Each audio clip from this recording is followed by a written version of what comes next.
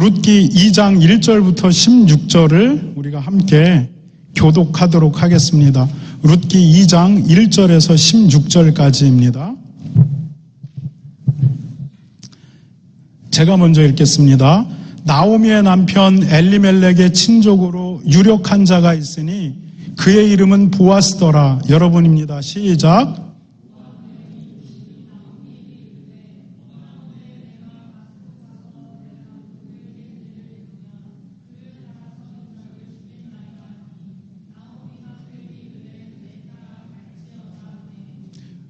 룻이 가서 베는 자를 따라 밭에서 이삭을 줍는데 우연히 엘리멜렉의 친족 보아스에게 속한 밭에 이르렀더라.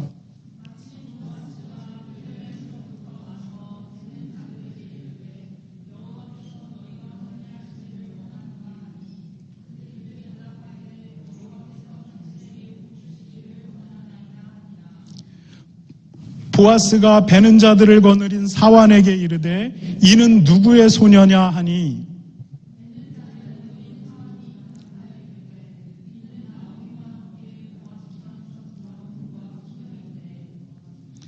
그의 말이 나로 베는 자를 따라 단 사이에서 이삭을 줍게 하소서 하였고 아침부터 와서는 잠시 집에서 쉰 외에 지금까지 계속하는 중이니이다.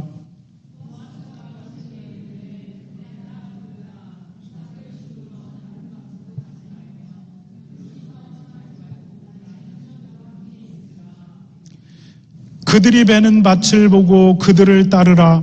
내가 그 소년들에게 명령하여 너를 건드리지 말라 하였느니라. 목이 마르거든 그릇에 가서 소년들이 길어온 것을 마실지라 하는지라.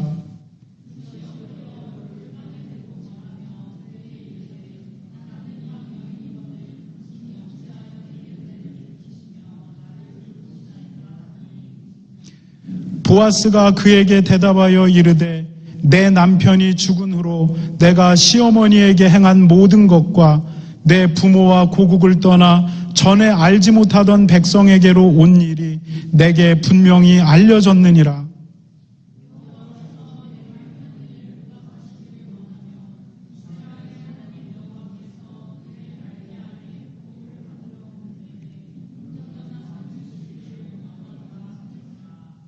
룻이 이르되 내 주여 내가 당신께 은혜 입기를 원하나이다.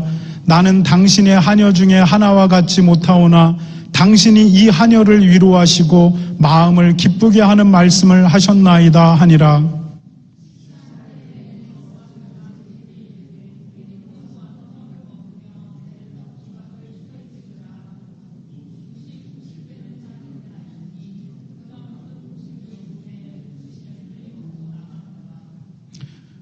룻이 이삭을 주우러 일어날 때에 보아스가 자기 소년들에게 명령하여 이르되 그에게 곡식단 사이에서 줍게 하고 책망하지 말며 또 그를 위하여 곡식밭 함께 읽겠습니다. 시작. 또 그를 위하여 곡식다발에서 조금씩 뽑아버려서 그에게 줍게 하고 꾸짖지 말라 하니라. 아멘. 룻기는 사사기와 사무엘상하 그 사이에 딱 끼어있는 성경입니다. 여러분, 사사기와 사무엘상하 이 두 가지 성경은 이스라엘 역사를 이해하는데 굉장히 중요한 성경입니다.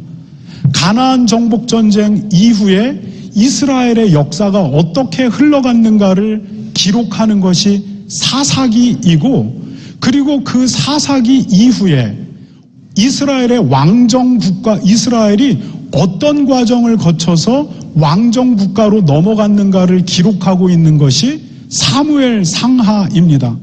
사사기와 사무엘상하, 이것은 이스라엘의 역사에서 어떤 변곡점을 만들어내는 두 역사입니다.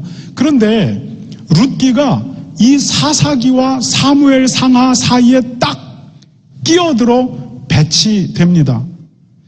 여러분, 성경은 무엇을 말하려고 싶어서 이 여인들의 4장짜리 기록, 이 기록을 이스라엘 역사에서 중요한 사사기와 사무엘상하 사이에 딱 끼워 넣은 것일까요? 여러분, 그것도 정말 중요한 역사서 사이에 딱 끼워놨는데 그 4장짜리 기록이 뭐냐? 우리가 봤을 때 굉장히 시덥지 않은 얘기 같아요. 룻이라고 하는 과부, 그 다음에 나옴이라고 하는 과부, 이 두 과부가 2차 저차에서 아주 그냥 지지리도 고생하다가 잘 먹고 잘 살았다. 이게 이 이야기인데, 이 이야기가 왜 사사기와 사무엘상하 사이에 끼어들어야 하냐라는 거예요. 여러분, 그 이유는 이제 성경이 왕정으로 넘어가서 이스라엘 역사에서 가장 찬란한 왕정을 이뤘던 다윗 왕에 대해서 이야기하기 위해서였어요. 여러분, 이 다윗을 통해서 메시아가 올 것인데 이 메시아가 오는 그 족보 속에 누가 있었는지에 대해서 설명하려고 하는 거예요. 그게 바로 룻이라고 하는 여인입니다. 여러분, 이 룻이라고 하는 여인은 이스라엘 총회에 들어올 수 없는 모압의 이방 여인이에요. 게다가 이 여인은 결혼을 했었고 남편이 죽은 과부입니다. 여러분, 이방 여인, 그리고 율법으로는 이스라엘 총회에 들어올 수 없는 모압 사람, 그리고 거기에다가 남편이 죽고 없는 과부, 이 룻이 어떻게 이스라엘에서 가장 찬란한 왕정을 꽃피웠던 다윗 왕의 할머니가 될 수 있었는가? 이것에 대한 기록이 바로 이 룻기입니다. 혼란의 사사기를 잠재우고 이제 질서 있는 왕정으로 나가는 그 연결고리, 이 연결고리 안에 룻이라고 하는 여인이 있었다라는 것을 기록하는 겁니다. 여러분, 이것이 룻기의 기록 목적입니다. 여러분, 룻이 다윗의 할머니가 되기까지는 길고 긴 인생의 여정이 있었습니다. 여러분, 룻은 이스라엘 사람들과 아무 관계없이 살던 모압의 처녀였습니다. 그런데 이스라엘 사람들이 이 모압 땅으로 들어오는데 그것이 나오미의 가족입니다. 그리고 이 나오미의 가족의 며느리로 룻이 들어가게 됩니다. 이것이 룻이 이스라엘이라고 하는 민족들과 연결되어지는 첫 번째 스텝이었습니다. 그런데 얼마 지나지 않아 집안의 모든 남자들이 하나씩 죽어나갑니다. 결국 룻의 남편도 죽습니다. 그러자 시어머니 나오미가 룻과 함께 고향으로 돌아가자. 이 모압에선 살 방법이 없다. 그래서 모압 여인 룻을 데리고 이스라엘 땅으로 들어가게 됩니다. 이것이 이방 여인 룻이 이스라엘 안으로 한 발짝 더 들어가게 된 계기였습니다. 그런데 룻은 그럼에도 불구하고 다윗 왕의 할머니가 될 가능성과는 아주 거리가 먼 삶을 삽니다. 아까 말한 대로 그녀는 이방 여인이었고 율법으로는 이스라엘 총회에 들어갈 수 없는 모압 사람이었고 또 결혼을 했다가 남편을 잃은 과부였기 때문에 이 여자가 다윗 왕의 할머니가 된다? 전혀 상상이 안 되는 삶을 살고 있었습니다. 그런데 그녀의 인생에 터닝 포인트가 다가오는데 그것은 오늘 본문이 이야기하는 보아스와의 만남입니다. 여러분, 결국 룻은 보아스의 아내가 됩니다. 그리고 그 사이에서 이새라고 하는 아들이 나옵니다. 그리고 이 이새가 낳은 아들이 다윗 왕입니다. 그리고 마침내 룻은 다윗의 할머니가 됩니다. 여러분, 하나님은 우리의 삶을 점진적으로 인도해 가십니다. 하나님은 우리의 인생을 한 방으로 이끌어가지 않습니다. 우리 자신도 알아채지 못하는 삶의 순간순간을 거쳐 결국 하나님이 인도하시려는 그 자리에 도달하게 만드십니다. 룻은 자기가 이스라엘 사람들과 연결될 것이라고는 한 번도 상상하거나 그것을 추구해 본 적이 없습니다. 그런데 룻에게 어느 날 이스라엘이라고 하는 가족이 찾아왔고 그 집안의 며느리 이스라엘 구성원이 됩니다.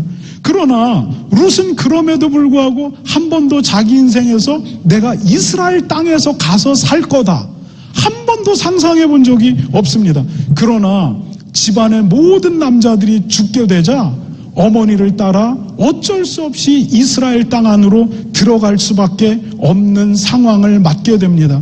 룻은 한 번도 자신이 이스라엘 남자와 재혼을 하게 될 것이라는 것을 상상해보거나 계획해본 적이 없습니다. 더욱이 룻은 시어머니를 모시고 살았습니다. 그런데 룻은 그 시어머니의 강력한 권고, 룻, 이 남자와 결혼해야 된다 라고 하는 이 강력한 권고와 결혼을 하기 위해선 이렇게 해라. 그 시어머니의 지략 가운데서 보아스와 결혼을 하게 됩니다. 룻은 한 번도 이방 여인인 자신이 이스라엘 베들레헴에서 가장 유력한 남자 보아스를 만날 것이라고는 상상하지 못했습니다. 그녀는 단지 이삭을 주우러 밭에 들어갔을 뿐인데 그 현장에서 보아스를 만납니다. 룻은 자신이 이스라엘에서 가장 찬란한 왕정을 열었던 다윗 왕의 할머니가 되겠다고 야망을 품어본 적도 없고 생각해 본 적도 없습니다. 그러나 인생의 끝을 다 살았는데 그녀는 이스라엘 왕 다윗의 할머니가 되었습니다. 룻은 하나님이 아브라함에게 약속했던 언약, 아브라함아 너로 말미암아 모든 민족이 복을 얻을 건데 너에게서 하나의 씨가 나올 것이다. 그 씨가 유대인뿐만 아니라 모든 민족에게 복이 되는 씨가 나올 것이다. 그게 바로 예수 그리스도 메시아에 대한 예언인데 그 메시아 계보의 중요한 포인트에 룻이 이방 여인, 율법으로는 들어갈 수 없는 모압 여인, 과부였던 그 여인이 들어갈 거라고 룻은 한 번도 상상하거나 추구하지 않았는데 그 일이 일어났고 마태복음 1장은 메시아 계보 안에 룻의 이름을 올리게 됩니다. 여러분, 하나님은 지금도 우리의 삶을 점진적으로 이끌어 가십니다. 우리가 인식하지 못하고 있는데 우리를 하나님이 이끌고 있다라는 것입니다. 오늘 내 앞에 주어진 삶을 진실하고 정직하게 선택하고 살아내는 것, 이것이 그리스도인의 삶의 몫입니다. 우리가 전혀 예상하지 않고 상상하지 않은 방향으로 내 삶이 흘러가고 있다라고 해도 이방 여인으로 살아가야 될 이스라엘 땅, 갑자기 남편이 죽는 청산과부가 되는 삶, 그리고 자존심을 다 내려놓고 이삭을 주우러 갈 수밖에 없는 그 삶, 그 삶이 펼쳐지고 있고 마치 그 현장엔 하나님이 없는 것 같다 할지라도 하나님의 주권이 그 삶 속에 여전히 흐르고 있다라는 것입니다. 하나님은 우리를 지금도 그렇게 이끄신다라고 하는 것입니다. 우리의 눈앞에 펼쳐지는 절망이 얼마나 많은지 모릅니다. 이것도 염려고 저것도 염려고 이것도 안 될 것 같고 이것도 골아픕니다. 하나님이 이곳에서 무엇을 하고 계시는지 아무것도 알 수가 없습니다. 그럼에도 불구하고 나는 오늘 하루를 살아내야 되고 오늘 내가 가야 될 한 발을 내디뎌야 될 때가 얼마나 많은지 모릅니다. 그런데 성경은 뭐라고 이야기하냐면 그 삶을 살라라고 이야기합니다. 하나님이 여전히 함께하고 계시고 하나님의 은혜가 그 안에 여전히 흐르고 있기 때문에 그것에 대한 믿음으로 가라고 말씀하시는 겁니다. 그리고 마침내 그 삶에 하나님이 맺는 열매가 맺어진다라고 말하는 것입니다. 여러분, 여러분의 삶을 살아내시기 바랍니다. 하나님은 지금도 여러분의 삶에 개입하고 있고 하나님이 매 순간순간 우리의 선택과 우리의 결정과 내가 걷는 그 발을 보고 계시다라고 하는 것입니다. 하나님이 그 삶에 열매를 맺게 하실 줄 믿습니다. 여러분, 그렇다면 룻은 도대체 어떻게 그녀의 인생의 전환점이 되는 보아스와의 만남을 갖게 된 것입니까? 오늘 우리가 읽은 본문에서 그 답을 하고 있습니다. 오늘 본문 2절과 5절을 우리가 교독해서 한번 읽어보도록 하겠습니다. 제가 먼저 읽겠습니다. 모압 여인 룻이 나오미에게 이르되 원하건대 내가 밭으로 가서 내가 누구에게 은혜를 입으면 그를 따라서 이삭을 줍겠나이다 하니 나오미가 이르되 내 딸아 갈지어다 하매, 여러분입니다. 시작.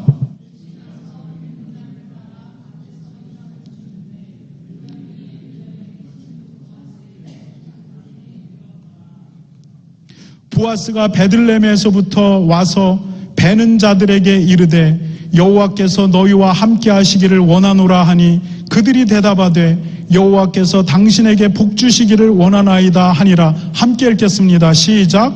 보아스가 베는 자들을 거느린 사환에게 이르되 이는 누구의 소녀냐 하니.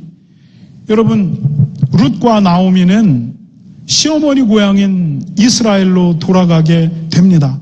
그런데 그 두 과부의 삶은 하루 한 끼를 때우기에도 힘든 삶이었습니다. 그래서 룻은 어머니, 내가 이삭을 주우러 나가겠습니다 라고 말합니다. 그리고 시어머니가 따라 나가라 라고 허락을 합니다. 여러분, 이삭을 줍기 위해서는 곡식 빼는 밭에 가야 합니다. 저는 시골 출신이잖아요. 그래서 감자를 추수하든 인삼을 추수하든, 그리고 다 주인이 추수를 마친 곳에 허락을 받아서 그 밭에 들어가면 그 남은 것들이 이렇게 있어요. 상품성이 없는 것들. 지금 룻이 추수하는 밭을 찾아가서 그 밭에서 허락을 받고 이제 나달 이삭을 줍겠다라고 나가는 것입니다. 여러분, 그래서 룻이 이제 추수하는 사람들, 전문적으로 추수하는 사람들을 뒤따라 다니는 겁니다. 그 사람들이 이 밭으로 들어가면 허락을 받고 그 밭으로 들어가서 줍고, 그 사람들이 이것을 다 끝내고 이 밭으로 가면 그곳으로 가서 그 사람들 뒤에서 이삭을 줍다가 오늘 본문에 보니까 우연히 보아스의 밭에 들어갔더라, 이렇게 기록하고 있습니다.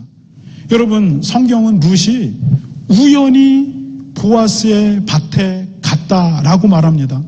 그 밭이 보아스의 밭인지 누구의 밭인지 생각하지 않고 그냥 따라 들어갔는데 그것이 보아스의 밭이었다라는 것입니다. 그런데 또 어떤 일이 일어나느냐, 4절을 보니까 4절이 이렇게 얘기합니다. 마침 그때 보아스가 자기 마을 베들레헴 있다가 자기 밭에 방문하려고 내려왔다는 겁니다. 여러분, 마침 보아스는 예루살렘 성 안에 있습니다. 그리고 추수는 추수하는 전문 일꾼들에게 맡겼습니다. 그런데 그날 보아스는 마침, 그때가 언제냐, 룻이 자기 밭에 들어와 이삭을 줍는 그때 마침 보아스는 그 밭에 가보고 싶은 겁니다. 그리고 그 밭에 와서 추수 상황을 지켜보는 겁니다. 그런데 모르던 소녀 하나가 이삭을 줍고 있습니다. 저 소녀는 누구냐? 이게 보아스와 룻의 첫 만남을 묘사하는 오늘 성경의 본문입니다.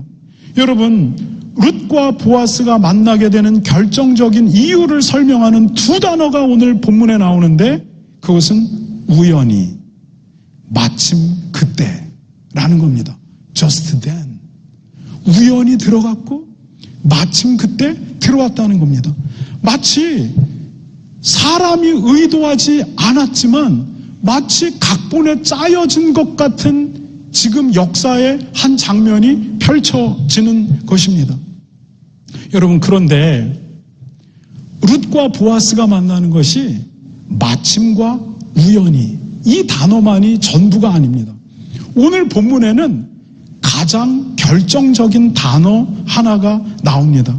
그 단어가 뭐냐면 2절에 나오는 단어입니다. 우리가 2절을 다 함께 한번 읽어보도록 하겠습니다. 시작.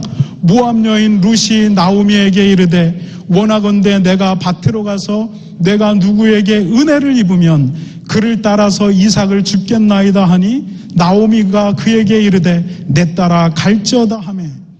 여러분, 룻이 이삭을 주우러 나갑니다. 그런데 이삭을 내가 줍겠다고 주울 수 있는 게 아니에요. 추수하는 사람들이 내 밭에 들어와서 이삭을 주서라, 이렇게 말해야만 주울 수 있는 겁니다. 여러분, 또 들어간다라고 해도 룻이 먹을 만큼의 이삭을 확보하겠다라는 확신은 없습니다. 여러분, 이삭이 언제 많이 줍습니까? 곡식이 푹 익어야 합니다. 그래서 벼 베는 자들이 이렇게 베면 너무 많이 익어서 뚝뚝뚝뚝 떨어지면 많이 얻고, 그렇지 않으면 못 얻는 겁니다. 여러분, 룻은 자기가 나간다 할지라도 이삭을 주실 수 있는 밭을 찾을 수 있는 게 담보된 게 아니고 그녀가 얻을 수 있는 이삭이 필요한 이삭을 얻을 수 있다라고 어떤 담보된 게 아무것도 없습니다. 이 상황을 아는 이삭이 온 룻이 시어머니 나오미에게 말하는 겁니다. 어머니, 내가 이삭을 주우러 나갈 건데 누군가 나에게 은혜를 베풀면 내가 이삭을 주겠습니다. 이렇게 얘기합니다. 여러분, 룻이 이삭을 주우러 나간 결정적인 동기와 기대는 뭐냐면 은혜입니다. 보장된 게 아무것도 없습니다. 나도 모르겠습니다. 무엇이 펼쳐질지 모르겠지만 나에게 은혜가 임하면 그 밭에 들어가지 않겠습니까? 나에게 은혜가 임하면 우리가 먹을 만큼의 이삭을 줍지 않겠습니까? 은혜를 따라 그 이삭을 주우러 갔다가 룻이 무엇을 주었냐면 보아스를 주운 겁니다. 룻이 원했던 건 나달 몇 알에 몇 움큼인데 하나님이 룻에게 허락한 건 보아스라는 남자였다라는 것입니다. 여러분, 룻과 보아스를 만나게 하는 결정적인 단어는 우연과 마침이 아니라 은혜입니다. 여러분, 은혜가 무엇입니까? 성경에서 은혜는 자격 없는 사람에게 베풀어지는 호의, 이것을 은혜라고 얘기합니다. 뭐냐면 여러분, 직원이 한 달 동안 열심히 일해서 사장에게 월급을 받습니다. 이것을 은혜라고 말하지 않습니다. 이것은 권리입니다. 권리는 어떤 형식을 갖고 있냐면 주장해야 될 의무가 있습니다. 당신 나한테 주지 않으면 당신은 불의한 사람이야. 비판이 가능합니다. 이것은 은혜가 아니라 당연한 권리입니다. 그러면 은혜는 뭐냐면 나는 받을 자격이 전혀 없는데 나에게 어떤 호의가 베풀어지는 것입니다. 이것이 바로 은혜입니다.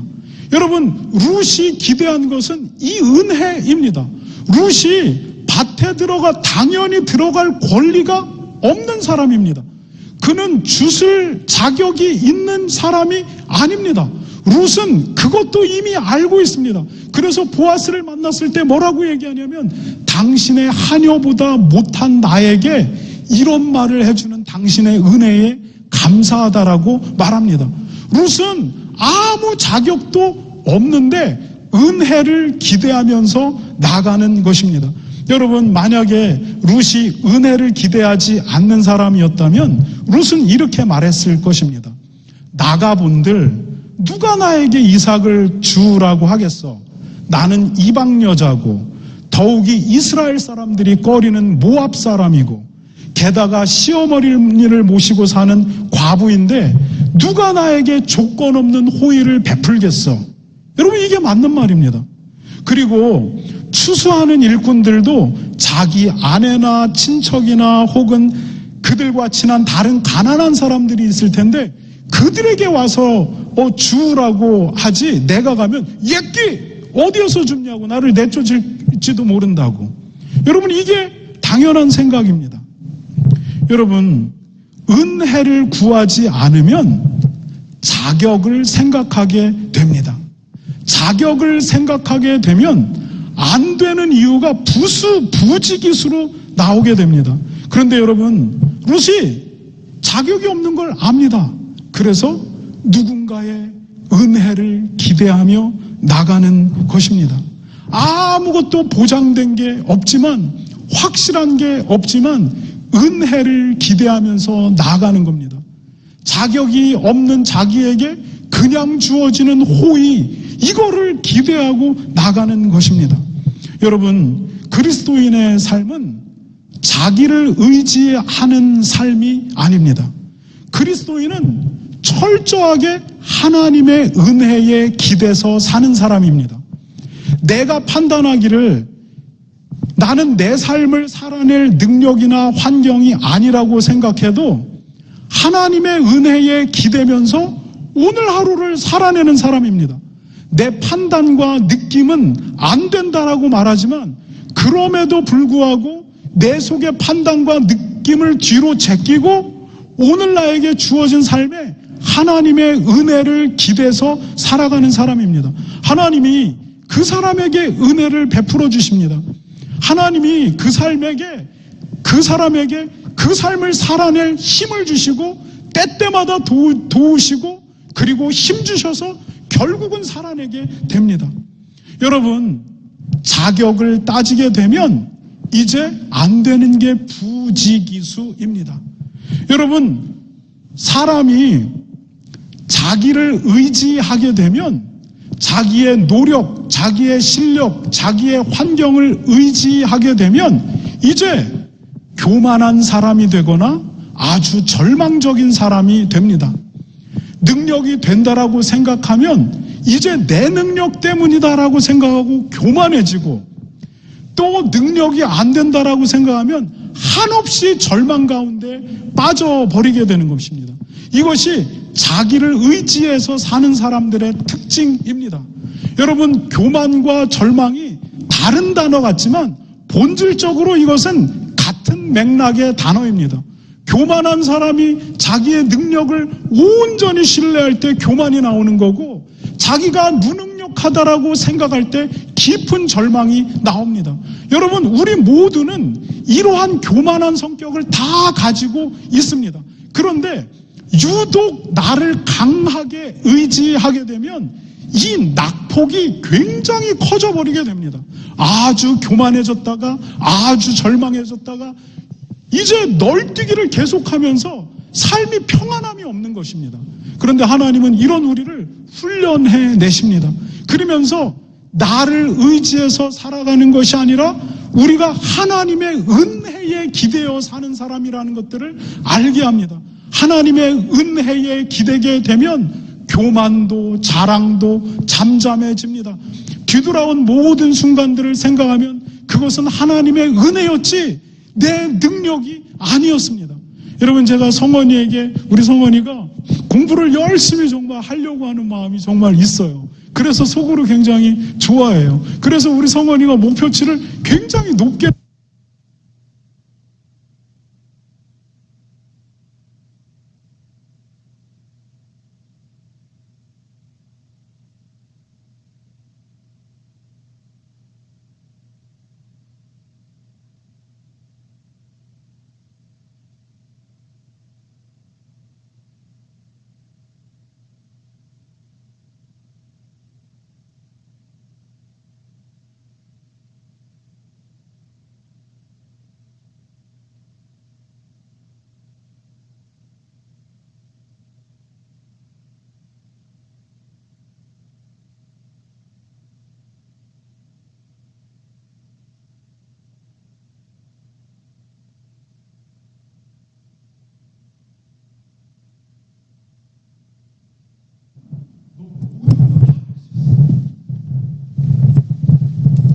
모든 거 다 할 수 있어.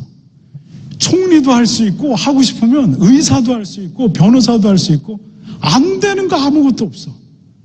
하나님의 은혜가 우리의 삶에 머물면 안 되는 게 없는 거예요. 근데 우리는 끊임없이 내 능력, 그 다음에 내 환경을 의지하게 되는 겁니다. 그것을 의지하면서 내 권리를 강하게 주장하기도 하고, 그리고 교만해지기도 하고, 심한 절망을 겪기도 하고, 이 낙폭 가운데 삶이 계속해서 널뛰기를 하게 되는 겁니다. 하나님이 우리에게 하나님의 은혜의 기대라고 우리를 초청합니다. 여러분, 에베소서 2장 8, 9절은 우리의 구원에도 이 은혜의 원리가 동일하게 적용된다라고 말하고 있습니다. 에베소서 2장 8, 9절을 함께 읽어보도록 하겠습니다. 함께 읽겠습니다. 시작. 너희는 그 은혜에 인하여 믿음으로 말미암아 구원을 받았나니 이것이 너희에게서 난 것이요 하나님의 선물이라. 행위에서 난 것이 아니니 이는 누구든지 자랑하지 못하게 함이니라. 여러분, 사도 바울이 오늘 본문에서 구원의 중요한 원리를 얘기하고 있어요. 그것은 우리의 구원은 하나님의 은혜로 온다는 겁니다. 여러분, 은혜가 뭡니까? 받을 자격이 없는 사람들에게 주어지는 친절과 호의, 이게 은혜인데 우리의 구원이 하나님의 은혜, 자격이 없는 우리에게 주어지는 것이 은혜라고 한다는 것입니다. 여러분, 그렇다면 구체적으로 이 하나님의 은혜가 무엇입니까? 여러분, 우리 모두가 죄인입니다. 우리 모두는 그것을 너무나도 잘 알고 있습니다. 우리 가운데 하나님께 인정받고 천국에 갈 만한 사람은 여기 눈 씻고 찾아봐도 아무도 없습니다. 저도 물론 마찬가지입니다. 왜입니까? 우리가 죄인이기 때문입니다.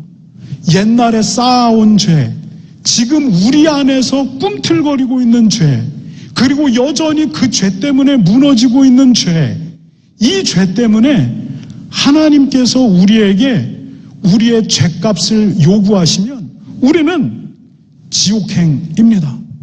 그런데 하나님께서 우리에게 우리의 죄값을 우리에게 묻지 않겠다라고 약속하셨습니다. 왜냐하면 하나님이 우리의 죄값을 우리 대신 예수님께 물으셨기 때문입니다. 여러분, 죄는 반드시 죄값을 치러야 그 죄가 사라집니다. 죄값을 치르지 않았는데 죄가 없다라고 말하면 이것은 불의, 이것은 공의가 아닙니다. 만약 하나님이 공의로운 분이라고 한다면 하나님은 호리도 남기지 않고 우리의 죄값을 추적해서 그 죄값을 다 물어야 합니다. 이게 하나님의 공의입니다. 그래서 성경은 하나님이 반드시 죄값을 다 물으신다라고 말합니다. 여러분, 하나님이 우리에게 공의를 들이대기 시작하면 우리의 운명은 지옥밖에 없습니다. 네, 우리는 이런 식으로 이것을 피해가고 싶은 경향이 있습니다. 살다 보면 거짓말할 수 있지. 살다 보면 다른 사람 모함할 수 있지. 살다 보면 모함받은 사람이 자살할 수도 있지. 그렇게 약한 사람은 죽는 법이지. 살다 보면 남의 거 훔칠 수도 있지. 살다 보면 음란해질 수도 있지. 그래서 다른 사람의 문제가 생겨서 죽을 수도 있지. 약한 사람은 또 그렇게 죽을 수도 있지. 살다 보면 그냥 그런 거지. 우리는 죄를 이렇게 생각하는 경향이 있습니다. 그런데 하나님의 공의 앞에서 이 말은 통하지 않습니다. 그럼 하나님이 살다 보면 내가 너 지옥에 쳐놓을 수 있고, 살다 보면 너 죽일 수도 있고, 살다 보면 너 심판할 수도 있는 거야. 하나님은 이렇게 말씀하십니다. 여러분, 하나님의 공의 앞에서 치러지지 않은 죄는 그냥 없어지는 법이 없습니다. 그런데 하나님의 은혜가 무엇입니까? 하나님이 우리에게 우리의 죄값을 요구하지 않을 거라는 겁니다. 왜 안 요구하는 겁니까? 하나님이 예수님을 이 땅에 보내셨고 십자가에서 예수님을 못 박아 죽이심으로 우리의 죄값을 죄 없는 예수님께 받았다라는 것입니다. 예수 그리스도 안에서 하나님의 공의가 실현됐다는 겁니다. 이 은혜의 기대라는 것입니다. 이 은혜를 받아들이라는 것입니다. 여러분, 그러나 교만한 사람들은 이 은혜에 기대지 않습니다. 그런 게 어딨냐라고 말합니다. 내가 뭔가를 하고 내가 뭔가를 성취하고 내가 이랬다라고 자랑해야 되지 그런 게 어딨냐는 것입니다. 여러분, 그들은 기독교의 은혜 복음을 조롱합니다. 네, 그가 이 은혜 복음에 기대지 않는다면 이제 그는 스스로 구원을 이루면 됩니다. 그 스스로가 하나님의 공의 앞에 나는 괜찮은 사람이라는 것을 증명해 보이면 됩니다. 하나님의 율법 앞에서 그가 완전한 사람이라는 것을 스스로 증명해내면 됩니다. 그러면 하나님도 그를 인정하십니다. 그러나 성경은 이 세상 누구도 자기의 노력과 자기의 공로로 하나님 앞에서 자기를 증명해낼 수 있는 사람은 없다라고 말합니다. 자기를 의지해서 구원의 일을 이룰 수 있는 사람은 아무도 없다라는 것입니다. 왜냐하면 이미 우리는 죄 때문에 망가져 있습니다. 앞에 서 있는 제가 멀쩡해 보이는 것 같고, 여기 예쁘게 앉아있는 성원이가 멀쩡해 보이는 것 같고, 깨끗하게 옷을 입은 여러분이 멀쩡한 것 같지만, 여러분의 영혼은 죄 때문에 어그러지고 망가져 버렸다라는 것입니다. 그 죄의 흔적들이 우리 속에서 욕망으로 꿈틀대고, 지독한 외로움으로 꿈틀대고, 나도 놀래게 만들 만한 이상한 것들로 나를 꿈틀대게 만들고, 외롭게 만들고, 슬프게 만들고, 어둡게 만들고, 우리 자신을 보면 소망이 없습니다. 그래서 인간이 자기 자신에게 갇혀버리게 되는 그 순간 우울증 나오고 정신병 나오고 병들게 되는 겁니다. 여러분, 우리 안엔 구원의 근거가 없습니다. 죄가 우리를 망가뜨렸기 때문입니다. 우리의 구원은 어디에서 오냐? 우리 안에서가 아니라 우리 바깥에서 옵니다. 그런데 이 세상은 뭐라고 얘기하냐면 구원이 네 안에 있다라는 것입니다. 네가 하나님이 될 수 있다라는 것입니다. 네 안에 너에게 집중하라는 것입니다. 그러면 그럴수록 이 세상은 점점 더 피폐해져 가고, 더 망가져 가고, 더 드라이해져 가고, 더 이상해져 갑니다. 사람들은 더 이상 만족을 느끼지 못해 갑니다. 성경은 구원의 근거가 우리에게 없다라고 얘기합니다.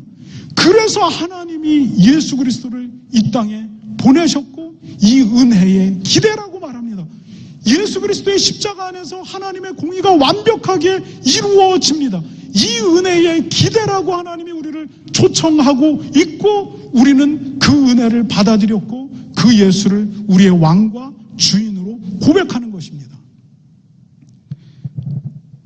여러분, 오늘 우리가 읽은 본문은 사람이 자기 공로로 구원에 이를 수 없다라고 말합니다. 그리스도인은 은혜에 그냥 기대서 사는 사람들입니다. 예화 하나를 나누고 말씀을 마치겠습니다. 시골길에 할머니 한 분이 머리에 보찜을 가득 이고 길을 걷고 있었다고 합니다. 차를 타고 지나가던 신사 한 분이 차를 세우고, 할머니 힘들게 가지 마시고 차에 타라고, 할머니가 감사하다고 하면서 차를 탔다고 합니다. 그런데 할머니가 차 안에서도 계속 머리 보찜을 이고 계셨다고 합니다. 그러자 신사분이, 할머니 왜 머리 보찜을 계속 이고 있어요? 이제 내려놓으셔도 됩니다 라고 말하니까 할머님 하시는 말씀이, 차를 태워주신 것도 고마운데 어떻게 이 보찜까지 내려놓을 수 있냐라는 겁니다. 여러분, 우리가 얼핏 들으면 할머니의 마음이 아주 훌륭합니다. 그러나 이것은 복음이 아닙니다. 복음은 그 은혜에 기대서 그 보찜까지 다 내려놓는 것입니다. 여러분, 할머니가 그 보찜을 이고 가면 그 할머님에게 호의를 베푼 신사분의 영광은 떨어지고 할머니의 영광은 올라갑니다. 할머니가, 누군가는 이렇게 얘기할 겁니다. 와, 할머니 대단한 도덕성을 갖고 있어요. 정말 어떻게 저런 마음을 갖고 있을까요? 여러분, 호의를 베푼 신사의 호의는 사라지고 할머니의 도덕성은 올라갑니다. 여러분, 인간이, 하나님의 은혜를 거부하는 인간이 날마다 추구하는 것이 자기의 영광입니다.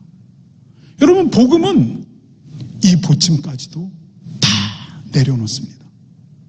여러분, 하나님의 은혜에 기대시기 바랍니다. 자기를 의지하면 병들게 되어 있습니다. 자기를 의지하면 나를 해칠 만한 걱정 속으로 들어가고, 자기를 의지하면 나를 해칠 정도의 불안 속으로 들어가게 됩니다. 여러분, 하나님의 은혜에 엎어지는 여러분들이 되시기 바랍니다. 함께 기도하도록 하겠습니다.